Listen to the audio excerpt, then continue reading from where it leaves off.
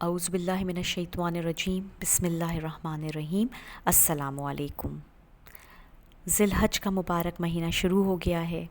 یہ اسلامی مہینوں میں 12واں اور سب سے آخری مہینہ ہے، اور اس آخری مہینے کی ابتدائی 10 دن اور 10 راتیں اللہ کے نزدیک نہایت بابرکت اور فضیلت والی ہیں۔ ان 10 دنوں میں اور 10 راتوں میں خشوع و خضوع اور اخلاص کے ساتھ ہم عبادت کریں تو اللہ کے ہاں بے حد محبوب و مقبول ہیں۔ اللہ تعالی ہمیں یہ رحمتیں سمیٹنا اور لوٹنا نصیب فرمائے، آمین۔ ان 10 دنوں کی اہمیت کا اندازہ ہمیں اس سے بھی ہوتا ہے کہ اللہ تعالیٰ نے اماں پارے کی سورہ فجر میں اس کی اہمیت کو بیان کیا ہے، والفجر ولیال عشر، یعنی کہ مفسرین کے نزدیک ذی الحجہ کی ابتدائی 10 راتوں کا اس میں ذکر ہے کہ جن کی فضیلت احادیث سے بھی ثابت ہے کہ آپ صلی اللہ علیہ وآلہ وسلم نے فرمایا کہ عشرہ ذی الحجہ میں کیے گئے عمل صالحہ اللہ کے پاس سب سے زیادہ محبوب ہیں۔ اب ان دنوں میں آپ جتنی کثرت سے روزوں کا اہتمام کر سکیں، 1 سے لے کے 9 تک روزے رکھ سکتے ہیں تو سبحان اللہ، ورنہ آپ جتنے ان کو اویل کر سکتے ہیں آپ کریے، ورنہ عرفہ کے دن کا روزہ رکھ لیجئے، لیکن ذکر و اذکار کو جاری رکھیے، کلمہ طیبہ کا ورد کیجئے، استغفار کی کثرت کیجئے، درود شریف کو بکثرت پڑھیے، اس کے علاوہ تیسرے کلمے کی کثرت کیجئے، کیونکہ حضور اقدس صلی اللہ علیہ وآلہ وسلم نے ایک دفعہ آپ تشریف فرما تھے تو آپ نے اپنے صحاباؤں سے فرمایا کہ جنت کے باغوں سے گزرو تو خوب چرا کرو، تو صحابہ نے دریافت فرمایا کہ یا رسول اللہ صلی اللہ علیہ وآلہ وسلم یہ کیسے؟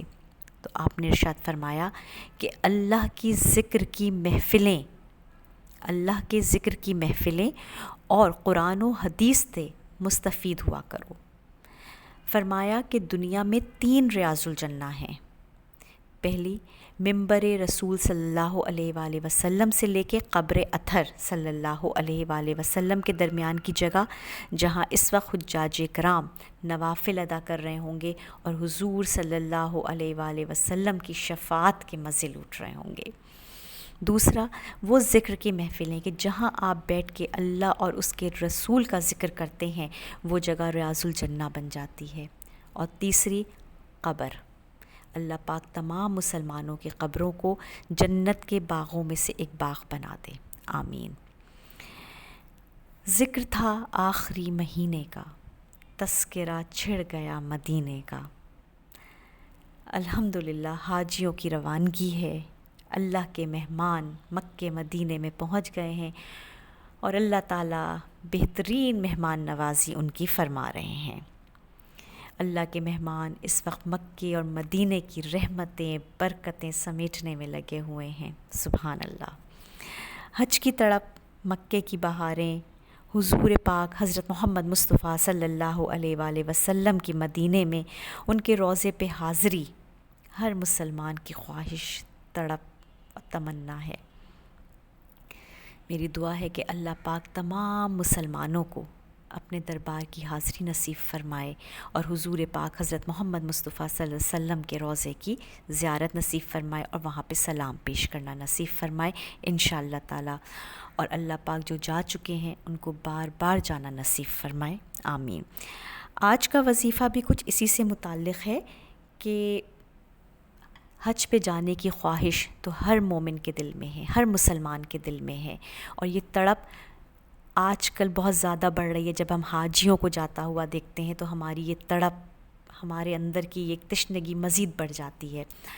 تو یہ وظیفہ وہ لوگ کریں کہ جن کو نظر آتا ہے کہ کوئی وسیلہ نظر نہیں آ رہا، کوئی سورس نظر نہیں آ رہی، کہیں سے کچھ ہمارے سامنے کچھ بھی ایسا نہیں ہے کہ ہمیں لگے کہ ہم وہاں تک پہنچ سکیں گے، تو آپ اس وظیفے کو خلوص نیت کے ساتھ، تڑپ کے ساتھ کیجئے، تو انشاءاللہ تعالی اللہ پاک اگلے ہی سال آپ کو اپنے دربار کی زیارت نصیب فرمائیں گے۔ اللہ تعالیٰ کو ہمارے پیسے کی، ہمارے مال کی، ہماری دولت کی تو ضرورت ہے ہی نہیں۔ اللہ صرف ہمارے خلوص کو، ہمارے اخلاص کو اور ہماری تڑپ کو دیکھتا ہے۔ جتنی تڑپ سے پڑھیں گے اتنی ہی تیزی سے یہ وظیفہ اثر کرے گا انشاءاللہ تعالی۔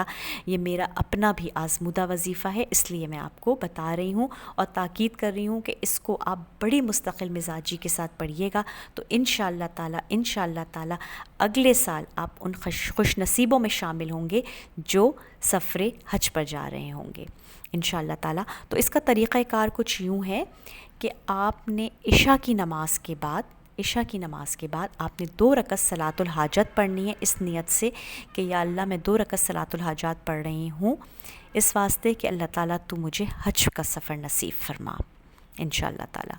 اس کے بعد آپ نے اس کثرت میں آپ کی جتنی تڑپ ہوگی آپ اس تڑپ کے حساب سے پڑھ سکتے ہیں، 3 مرتبہ، 5 مرتبہ، 7 مرتبہ، 21 مرتبہ، جتنی آپ کی تڑپ اتنا ہی یہ وظیفہ، ٹھیک ہے۔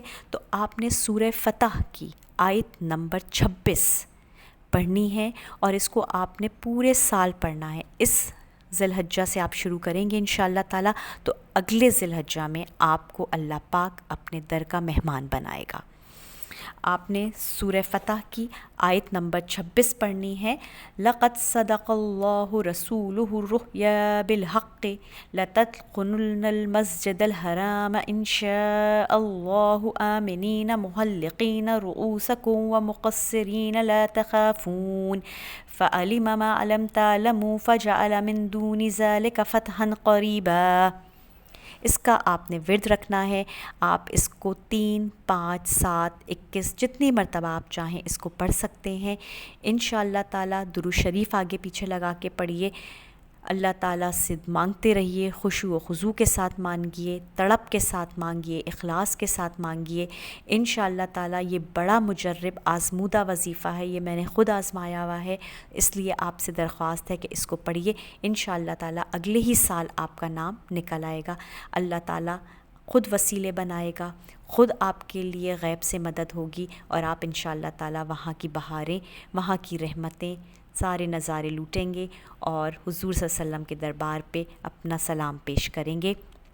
لیکن شرط وہی ہے کہ نماز کی پابندی اور استغفار کی کثرت کیجیے، مجھے اپنی دعاؤں میں یاد رکھیے، ان بابرکت دنوں کو بہت کارآمد بنائیے، کسی پل کو ضائع مت کیجیے۔ السلام علیکم۔